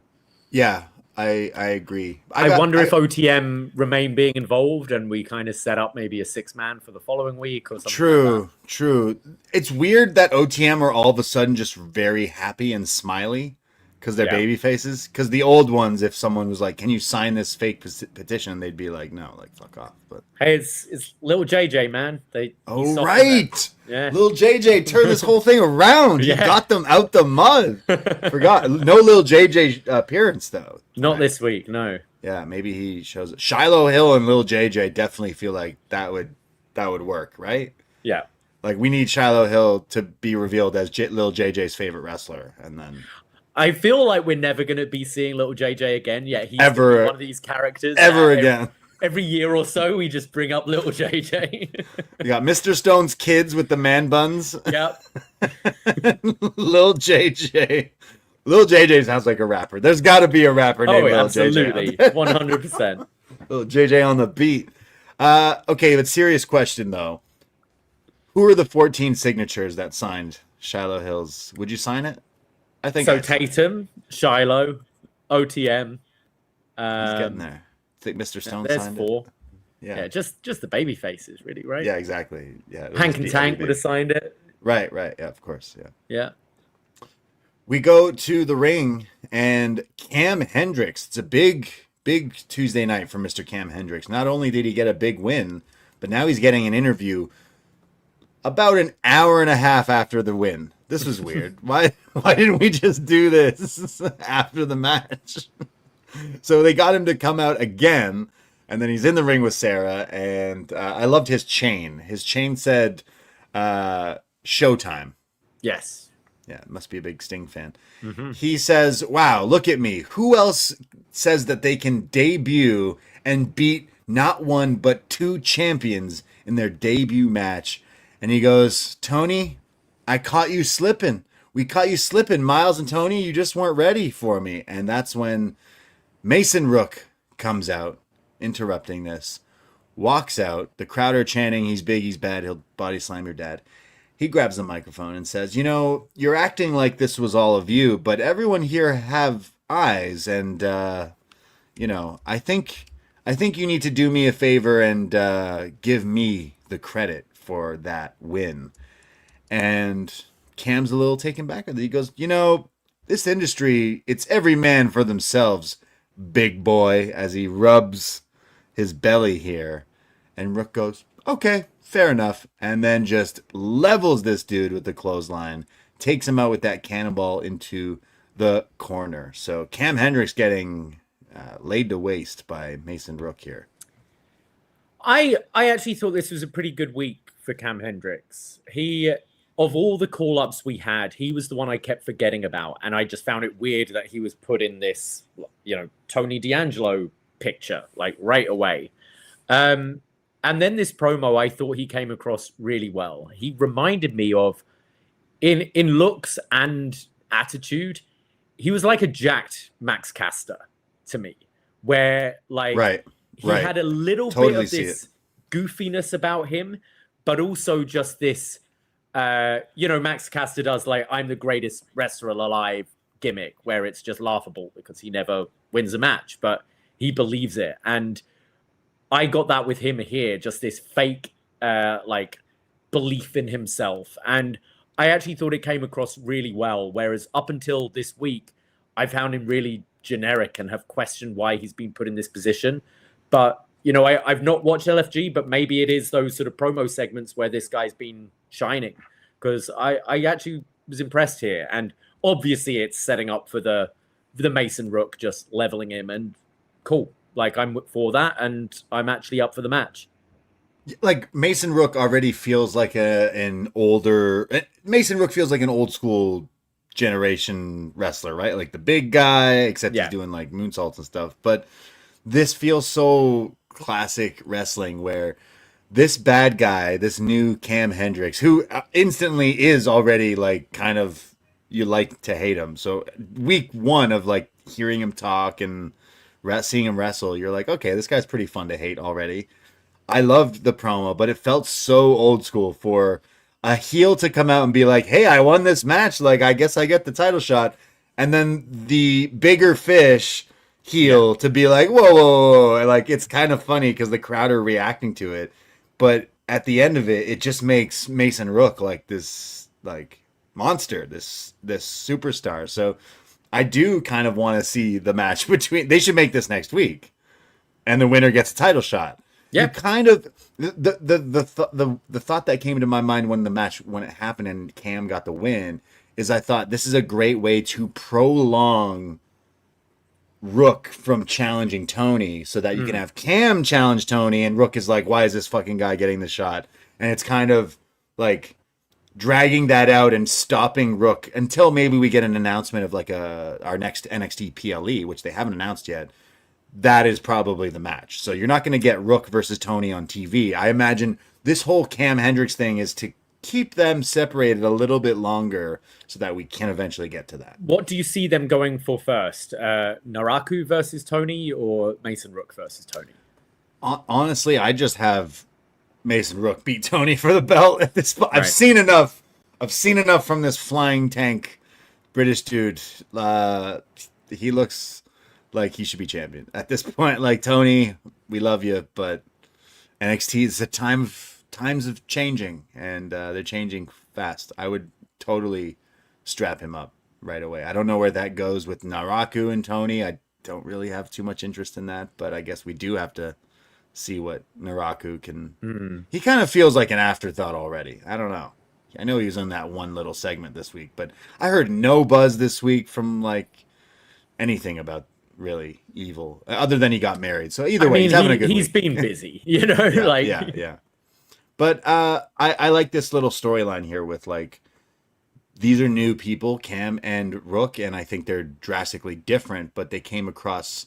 I don't know. I kind of liked it. Me too. I mean, we've been just begging for new, fresh characters and stories on this show, and we're finally getting it. So yeah, I like it. There you go. Exactly. I think right now, whether it's wrestling standing out or personality standing out, we need guys on this roster to stand out one way or the other. And we went the longest time where everyone just seemed so bland. So here, like, both guys stood out in completely different ways. And Tate Wilder earlier did. Like, I think the new crop they've been doing a real good job of. Absolutely. Like, and cut and move. Like, hey, if things aren't working out, then that's okay too. Like, we've seen people on NXT for years. Like, I'm sorry to use him as the example, but a Josh Briggs. Yeah. Like, that guy's been floating around doing nothing. 5 years. They can't figure out what to do with him. And already new people are coming in and are more interesting. Yeah. So like, yeah, I don't know. Sorry to use him as an excuse. I kind of like when he wrestles on TV, but I like, fuck, like, what are we doing with him? Like, cut and move, I guess, at this point. Or book him. I don't know. Like, it's weird, but so far so good with the new crop. I really like. Well, I mean, if rumors are true, Baron Corbin's going to be coming back to WWE, and well, Dijak is going to need a tag partner. So, are they tag partners? Yeah, they're tag partners on the Indies. Oh, okay, sure, bring him in. I was kind of like Dijak. He's tall and wrestles. I don't know. They fucked him up, I guess, with the Redemption or what was the thing he was in? Retribution. Retribution, sorry, yeah. Good old T-Bar. So what, Corbin's coming back? We getting the Wolf Dogs? That's the rumors, yeah. Wolf Dogs all day. Bring him back. That's the only way I'll cheer for Baron Corbin. I wouldn't be against that at all. I feel like I know Braun had the win against Seth, but I feel he needs a little rehabbing right now. Braun's not hidden like he was at one point for me. Braun should almost be the one that's in the Jacob spot right now. Like, he should be the one be like, fuck Seth, I want the title, essentially. But no more bloodline stuff. Well, yeah. So we had Cam Hendrix, like we said. Rook took him out. So I do think we're gonna go to, well, probably Cam versus Rook, but I do think Tony versus Hendrix. The guy, I think they did clarify that he pinned Tony. So Really? Okay. if you pin the NXT champion, then like you should get a shot, right? Yeah. So book the match. Next week, so far announced, is a Sean Legacy versus Dorian Van Dukes in the Speed Tournament. Kalani Jordan versus Ren Sinclair. The Culling and Tag Team action plus Izzy versus Lola. And I'm sure some more things to be. Oh, Charlie and Shiloh possibly, right? There's a few things there. There's some highlights of NXT Live from this past weekend. I know you were very bummed we didn't go to Buffalo to watch NXT Live. I know. Sorry. It looked like fun though. Next time. I love the venue they ran as well, Riverworks. The But brewery? you had Grayson Waller on the tour, Penta and Bailey were also there. But they have NXT Live coming to Kentucky and some places soon. So NXT fans, get your tickets. We go to our main event of the evening. Tag team titles on the line. The champions, Vanity Project, Brad Baylor and Ricky Smokes taking on DarkState, Dion Lennox and Saquon Sugars. During the entrance, as Jackson Drake comes out on Micah's shoulders again, DarkState strike and they attack Vanity Project during the entrance. They get them in the ring, and Dion is just hitting multiple body slams on these guys. He's fired up here. He's very aggressive. Sugars is in, hits a very nice monkey flip to Brad Baylor. During picture-in-picture, they gain control, but then Vanity turn it around and start tagging in and out and beating down on Dion. Eventually, Smokes gets sent into the barricade, and then Sugars tags in Dion again, who comes in with all these big moves. There's like double suplexes, throws, and all these nice-looking things. There's Dion hit a very nice-looking pump handle slam. Bring back the pump handle slam. And I'm not talking Road Dogg pump handle slam. I'm talking like Test. Yeah. I'm not talking Titus O'Neil. I'm talking Test. Yeah. Okay. The pump handle slam was a thing of beauty. It took me a long time as a kid to understand how that actually worked. But once you do, it's a good move. The pump handle slam. And Dion, you hit a nice one here. He hits one there, but it's a broken up. Sugars is in. He hits his Enzugiris, and he's countering both Ricky and Brad Baylor to get away from them. I think it's Brad on the second one blocks it and turns it into a leg lock. Eventually, there's a blue thunder bomb and a flying cross body onto Brad from, I think it was Sugars who hit this like blue thunder bomb, but it kicks out of it. Sugars then goes up top for an elbow drop, and then there's a bit of like tag team turmoil here where he tags in himself when Dion was on fire, but the ref tells Dion like, hey, Sugars tagged in. So he's a little confused at why his partner did that. And then all this distraction allows Ricky Smokes to inside cradle Sugars and gets the 1-2-3, and the Vanity Project retain the tag titles. Now there's stuff that happens after, but I would say there was some cool stuff in this match, but it maybe didn't get to like the next level, or maybe the levels we usually see from the Vanity Project. Yeah, I was a bit disappointed with this because I do think Dion and Sugars are the better two members of DarkState, and I feel like I enjoyed more the match that Vanity Project had with the other members the other week. Maybe it was too much of the like dissension between the teams kind of getting in the way of the actual match, but I was a little disappointed. I had the bar set a little higher than was delivered here, but it was all right. I think it's because we have seen them put some like maybe some higher end quality, and this was fine. There was some cool stuff. It looked like the gimmick here was Sugars and Dion were actually on the same page until the very end. Yeah. And that's what cost them. So Vanity Project retained, but afterwards, Vanity and Micah leave, and it's the 4 DarkState members in the ring, and they're all sad. They're like, what do we do now? Sugars is like, what's gonna happen? Why do we just keep losing? And that's when it happens. Ain't nobody safe when DarkState strike. Not even DarkState, because Osiris and Cutler attack Saquon Sugars. They beat him down. They beat him up. And Dion Lennox is shocked. And then he smiles and he joins in on the attack. They all put the boots to Sugars. And then they clear the commentary desk and they do the new and improved pop-up shield bomb where they throw him. This looked really good. He got some height on this. It's James Cutler and Osiris Griffin who lift him up, throw him in the air, and then Dion catches him with the pop-up powerbomb from that throw, powerbombing Sugars through the commentary desk. Vic Joseph's starbursts go everywhere here. And NXT goes off the air as DarkState not safe anymore. I don't know. DarkState no more. The three of them, at least, they kicked out the best member. What's going on with DarkState? Yeah, that was NXT. There was a moment here where I was wondering if they were going to turn on Lennox as well and kind of split two ways. But this is great for Sugars. He's by far the most charismatic guy in the group. And, we can now go for a proper Lennox and Sugars feud, which might help elevate Lennox a little bit as well.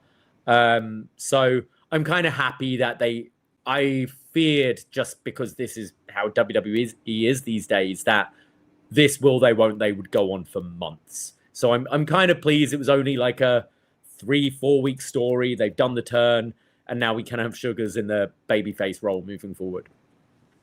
I think this is the right decision, because I think Sugars, as I joked, I think he's the most captivating member. Like, he's got the character, the swagger, the wrestling is good. Like, he feels like the most actual complete person even in this group. And I haven't liked the group since the beginning.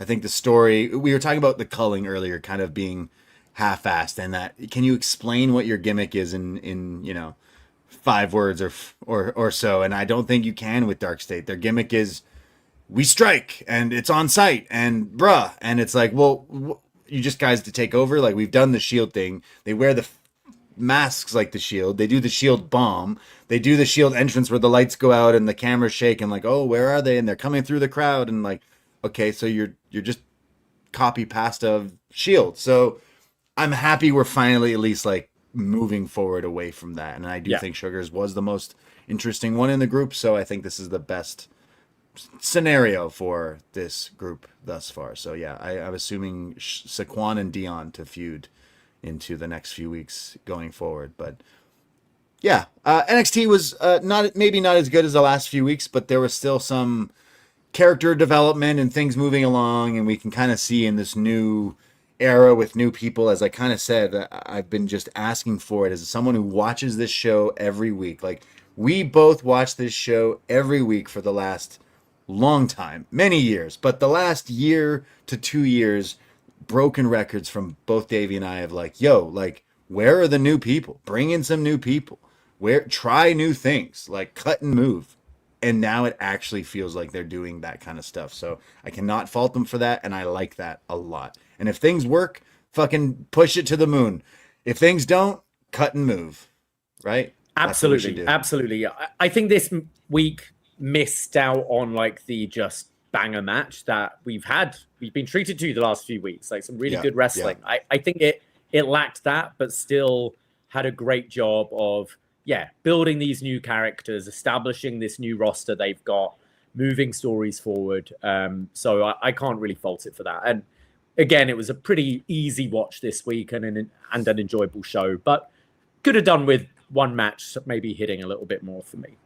I'm looking forward to Kalani going forward, the focus of her chasing after the title. I am interested down the line of like Sugars, seeing him not in this group and like what could his character be, that he's presented as. And I think that could maybe break through and shine as well. But and the Mason Rook stuff, the Cam stuff, there is at least new things and trying new things. And I totally think that's the right way to go. So this week maybe didn't hit for me that good as some of the other weeks, but it's still going in the right direction. And that's good. We have quite a bit of feedback this week. Oh, wait. No, I'm looking at last week's show. None this I'll come week. back to you on that. Yeah. Well, I don't know if we do, but if you want to follow us on Facebook, search Poisonrana Pod and whatever thing you use, social media, give us a follow. We do post your feedback threads up for NXT every week, and then we kind of read your thoughts on it. But I don't think we have any. Oh, we do have one, of course. Yes. It's from Megan, who writes in. Thank you, Megan, as always. A strong, productive episode that put this new cast of characters in good, solid matches and stories. Tatum versus Lizzy was the match of the night, and I'm so glad there was no cop-out distraction finish. Mason Rook got established effectively and put that glory hog Cam in his place. The main event was very good as DarkState dropped some dead weight. Saquon Sugars being cast as the babyface going forward is a gamble and could be DarkState's last chance to mean something. I hope this productivity continues to make good for episodic programming. I like that. Episodic programming. Yes, Nice. I love my episodic programming. I see Big Time Baxter in the chat has a question for us. How are you guys feeling about the current NXT versus late 2025? And I think you can hear it in our voices of like, good, way better than what was going on in 2025. Really, like, it felt like we had some certain stars that they've been, pampering and grooming for the main roster, and it's totally paid off with your tricks and your obas and whatnot. But this show suffered.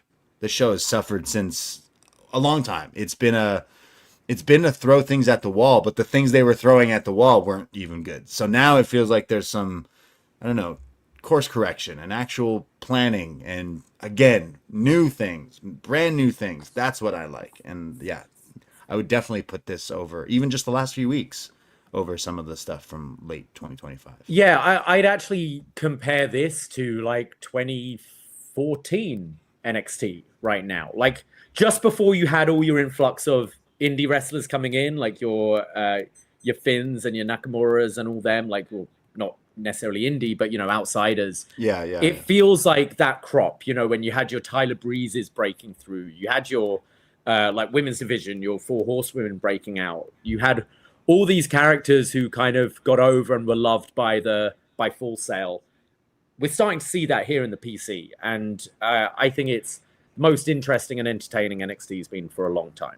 Yeah, just new faces, new stories, new characters, all that, and wrestling. And there's been some good wrestling. Okay, maybe we didn't quite get that tonight, but there was still some wrestling, and that's what we like. So there you go. NXT. Well, we are NXT. We'll never give up watching on Tuesday nights and talking about it right here at postwrestling.com. Appreciate all the Postmarks and NXT friends who listen to us every Tuesday night. We will be back next Tuesday right after NXT. We'll talk about the women's title match and whatever else happens, the fallout from DarkState kicking Sugars out and everything else next Tuesday. Next Tuesday, we'll talk about some NXT. This Thursday, live at 1 p.m. on Poison Rana Live, the podcast feed, or YouTube. You'll find us live on YouTube this Thursday, 1 p.m. Audio to come out after that. We will preview AEW Double or Nothing, which we will be attending in Queens, New York this weekend. So follow Poisonrana.ca for links of everything else that we do. All the follows and subscribes go a long way. But you want to hear the Snap Ranas and all the other podcasts, check out patreon.com/Poisonrana for so much more. But thank you, everyone out there. We will chat again very soon. I see you in the chat. Appreciate everyone. That is it. That is all. Take care. Goodbye. Be safe. And y'all ready for a wild ride? Ahoy!